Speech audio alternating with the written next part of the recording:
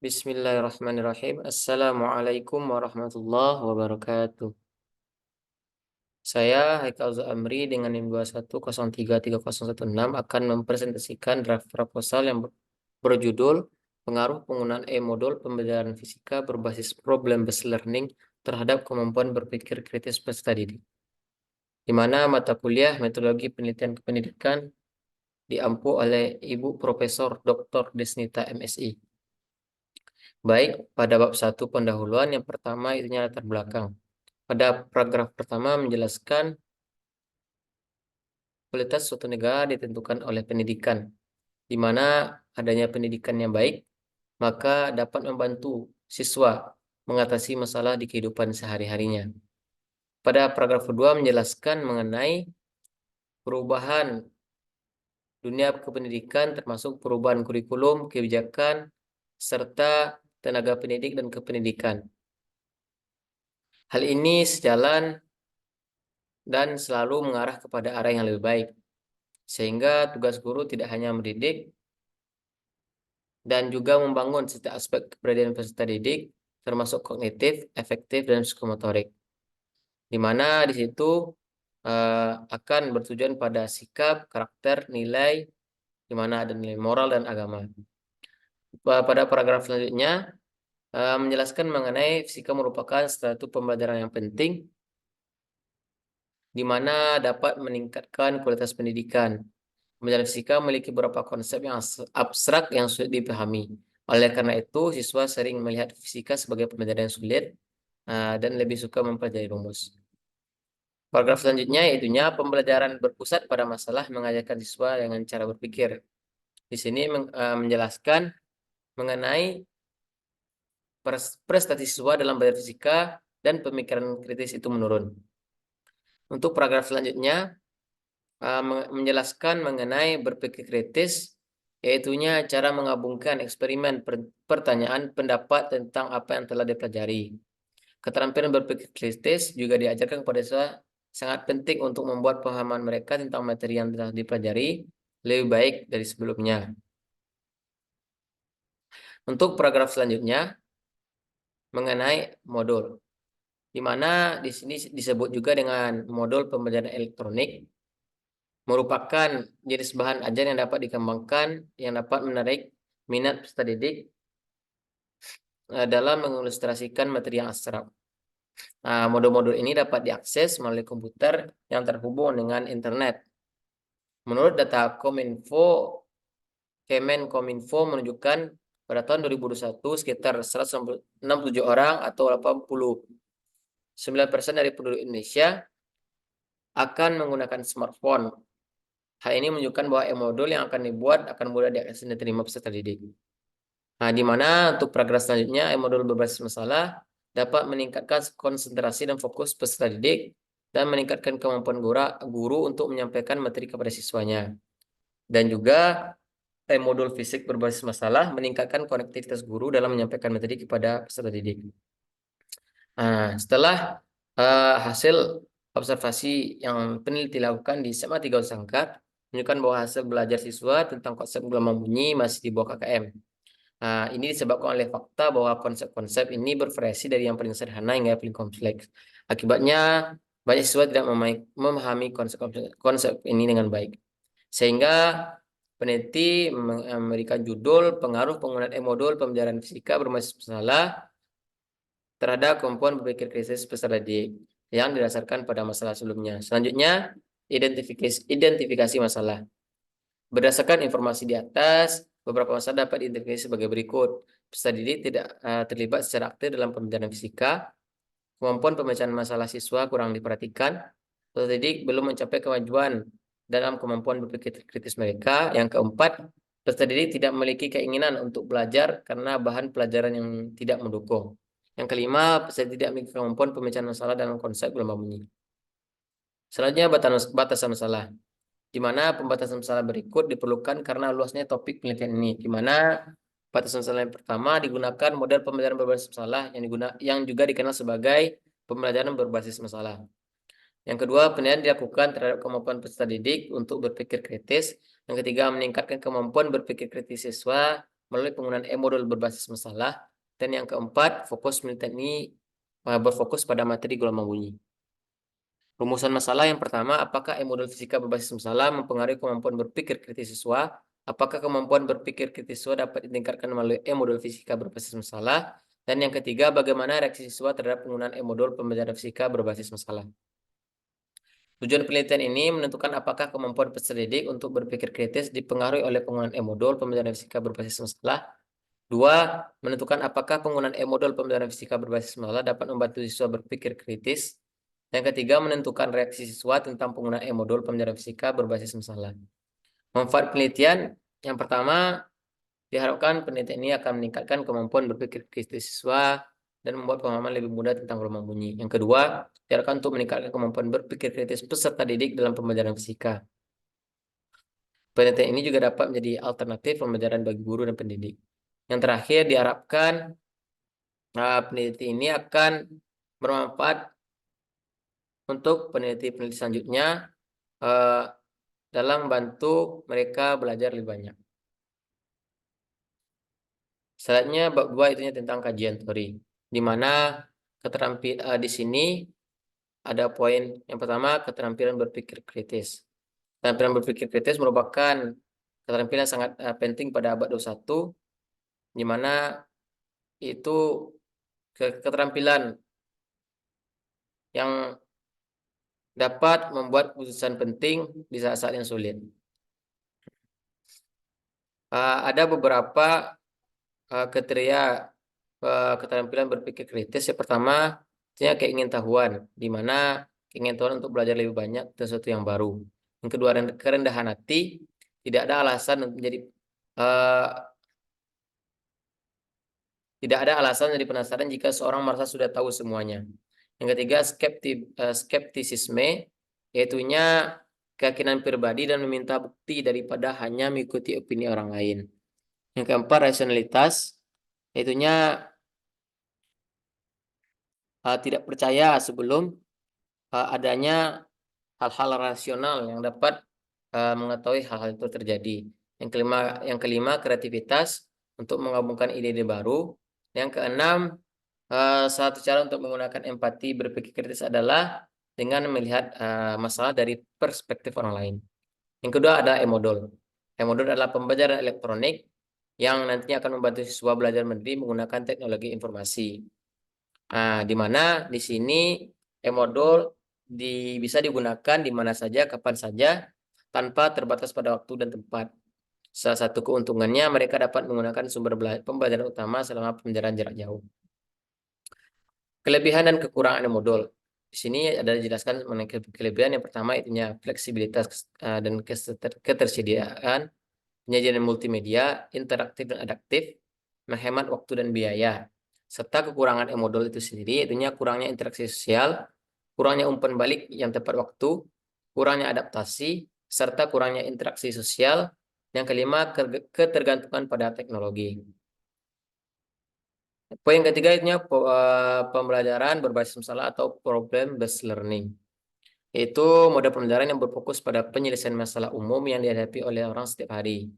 Di mana pada PBL, peserta didik diharapkan berpartisipasi dalam proses penelitian. Mereka harus menemukan masalah, mengumpulkan, menggunakan data tersebut untuk mengatasi masalah. Sehingga dengan menghadapi tantangan tersebut, akan menemukan cara terbaik untuk menjalani hidup. Selanjutnya ada bagian-bagian atau bagian-bagian umum dari e-modul. Yang pertama, deskripsi masalah atau topik yang akan dipelajari berupa kasus, penjelasan tentang subjek, dan tujuan pembelajaran. Kedua, tugas-tugas atau aktivitas pembelajaran. Biasanya di sini mengenai evaluasi informasi, merumuskan solusi yang tepat, menganalisis situasi, dan masalah yang harus diselesaikan. Misalnya sumber daya belajar. Di sini berisi referensi, itu baik berupa video, teks, gambar, dan daya digital lainnya. Yang keempat itunya petunjuk dan instruksi. Di sini berisi petunjuk, instruksi membantu siswa menyelesaikan tugas dan aktivitas pelajaran, yaitunya berupa saran, panduan, atau arahan khusus yang berkaitan dengan tugas dan aktivitas.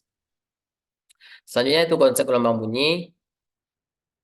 Di sini ada pendahuluan pengertian gelombang bunyi, pembagian klasifikasi gelombang bunyi, cepat rambat bunyi, terbagi pada cepat rambat bunyi pada zat padat, pada dawai, pada zat cair, dan pada gas.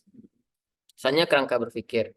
Di sini siswa harus diajarkan berpikir kritis karena penting dalam kehidupan. Selama ini guru dan dosen di institusi pendidikan perguruan tinggi hanya berfokus pada materi. Sangat tidak mungkin menyediakan siswa dengan hanya satu seri, sehingga siswa harus memiliki kemampuan untuk bertahan dan berhasil dalam lingkungan yang sulit. Salah satu cara untuk menyelesaikannya adalah dengan mengajarkan siswa untuk berpikir kritis tentang hal apa. Enes mengatakan bahwa orang berpikir kritis menggunakan pemikiran kritis dan rasional membuat keputusan tentang kredibilitas. Dalam buku Critical Thinking, Tactics for News, Rubenfeld and Scarf menjelaskan genetic, cell concept, anxiety, and other emotional and culture, including cultural heritage and family, society, and culture of organization, are factor that ever critical thinking. Dan rasa penasaran mendorong kami untuk menyelidiki 38 hal untuk mengetahui apa yang berfungsi dan apa yang tidak. Selanjutnya di jenjang pendidikan, meningkatkan kemampuan berpikir kritis siswa sangat penting karena komponen dan kematangan manusia merupakan satu modal intelektual yang paling penting. Dan kemampuan berpikir kritis berhubungan dengan pengolahan diri seseorang, itu tahu self-organization, di mana ini termasuk manusia dalam kemampuan berpikir kritisnya. Dan kemampuan berpikir kritis ini dipengaruhi oleh konsep diri. Jika seorang memiliki konsep diri yang bagus atau positif, maka dia akan memiliki kemampuan berpikir kritis yang baik. Dan jika memiliki konsep diri yang negatif atau kurang, maka memiliki kemampuan berpikir kritis yang buruk. Dan para peneliti pendidikan berpendapat tidak seperti belajar materi, seperti yang dinyatakan dalam presentasi, kemampuan siswa untuk berpikir kritis dipengaruhi oleh konsep diri mereka. Misalnya hipotesis penelitian.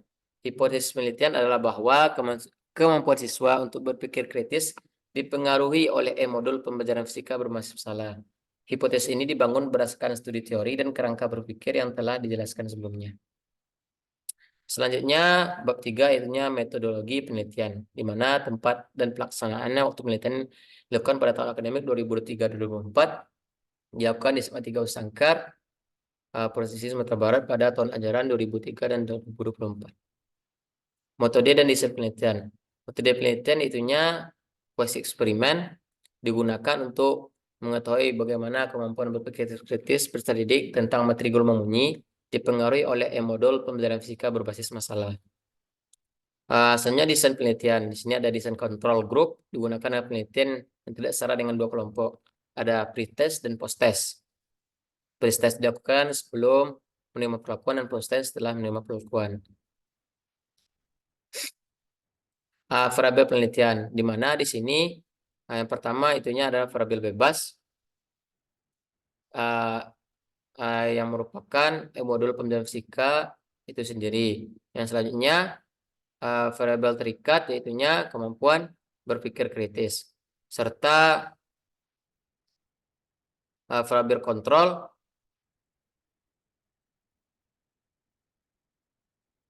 dan kelompok kontrol. Selanjutnya populasi dan sampel. Populasi adalah total dari individu atau satuan sifatnya dipelajari, di mana di sini semua siswa kelas 11 SMA 3 Sangkar pada tahun pelajaran 2023-2024 yang terlibat dalam penelitian ini. Sampel sebagian populasi yang diteliti dan dipelajari adalah sampel, di mana di sini ditunjukkan melalui hasil nilai hasil belajar mereka yang dirata-ratakan. Selanjutnya prosedur penelitian. Tahap penelitian terbagi ketiga, yaitu tahap pendahuluan, pelaksanaan, dan tahap akhir. Tahap awal itunya berisi tentang penelitian awal wawancara, merumuskan, menyusun alat-alat, menuliskan surat uji instrumen, dan analisis data. Tahap pelaksanaan dan tahap akhir. Misalnya teknik pengambilan data. Itunya di sini dibagi menjadi 3 tahap, itunya sebelum pembelajaran, saat pembelajaran, dan setelah pembelajaran. Misalnya instrumen penelitian, yaitunya lembar observasi, dan tertulis yang digunakan untuk melakukan hipotesis penelitian dan menjawab pertanyaan. Selanjutnya, analisis instrumen penelitian. Tujuannya untuk menentukan apakah alat yang digunakan dalam penelitian ini layak sebagai pengumpulan data. Untuk menguji validitas, reliabilitas, daya pembeda, taraf kesukaran, dan program analisis F4 digunakan dalam penelitian ini untuk menguji kemampuan siswa untuk berpikir kritis melalui 10 soal. Yang pertama, uji validitas. Di mana di sini untuk mengetahui apakah ia mampu mengukur kemampuan berpikir kritis siswa. Dan ini tabel kategori hasil perhitungan uji validitas. Selanjutnya uji reliabilitas, di mana di sini memiliki nilai yang tinggi apabila tes reliabilitas ini dianggap memiliki nilai yang tinggi apabila mereka menghasilkan hasil yang sebanding jika digunakan berulang kali untuk mengukur objek yang sama. Dan ada tabel koefisien korelasi. Selanjutnya tingkat kesukaran. Untuk mengetahui soal-soal yang itu terlalu mudah atau sulit. Dan tabel hasil analisis tingkat kesukaran, itunya sukar, sedang, mudah. Dan selanjutnya daya pembeda. Di sini daya pembeda ini adalah kemampuan soal untuk membedakan siswa dengan kemampuan yang lebih baik dengan siswa dengan kemampuan yang lebih rendah. Dan ada tabel kualifikasi daya pembeda, ada drop, buruk, cukup, baik, sangat baik untuk kategorinya. Selanjutnya teknik analisis data. Data penelitian dianalisis dengan uji statistik UJT, di mana menganalisis data untuk menjawab pertanyaan penelitian dan menguji hipotesis. Yang pertama uji normalitas, yaitunya untuk menentukan apakah distribusi sampel yang dipilih berasal dari distribusi populasi normal atau tidak normal. Yang kedua, uji homogenitas, yaitunya bertujuan memastikan apakah skor varians kedua sampel memiliki tingkat varian yang sama. Selanjutnya, uji hipotesis. Di sini digunakan menentukan apakah perbedaan signifikan antara kelompok siswa yang diberi perlakuan dengan modul pembelajaran fisika berbasis masalah dibandingkan dengan kelompok siswa yang tidak diberi perlakuan. Dengan menggunakan statistik parametris, sehingga uji hipotesis ini menggunakan rumus sebagai berikut.